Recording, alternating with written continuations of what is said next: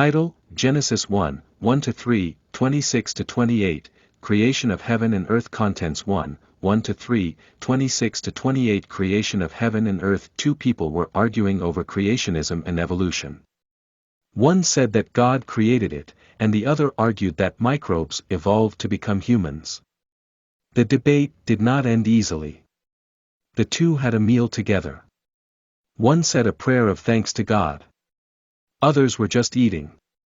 Then he said, "Why don't you pray while you eat?" "Why do I pray? I do not believe in God." "I know. But even if you don't pray to God, shouldn't you be courteous to the fish and meat that are your ancestors here?" "What position are you in? How do you know this?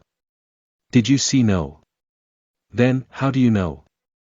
1. In the beginning, God created the heavens and the earth with His Word, verses 1-3. 1. We know this by faith in the Word of God. By faith we know that the whole world was created by the Word of God, so that things that are seen were not made out of things that are seen, Hebrews 11:3. However, there are those who, on the basis of atheistic evolutionary theory, believe that the creation of God revealed in this verse is impossible and try to turn it into a myth or a fable.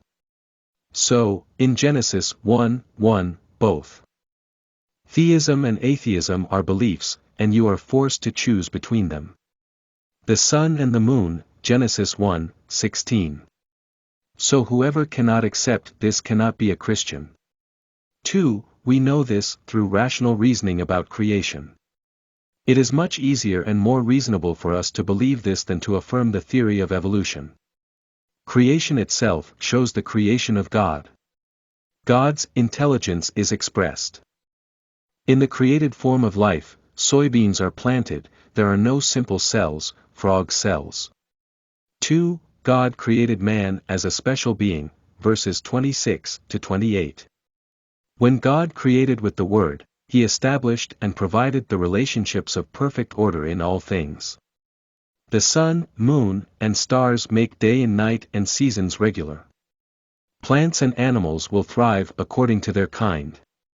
It was good in God's sight. God created man in the image and likeness of God. This shows the uniqueness of man in a special relationship with God. It shows that man belongs to God in the order of all things, Psalm 8:4-6. Humans rule over all things on behalf of God. And man is the representative of all things. 3. Therefore, we must be aware of the duty of creation. Knowing this is humility. Not knowing this is pride.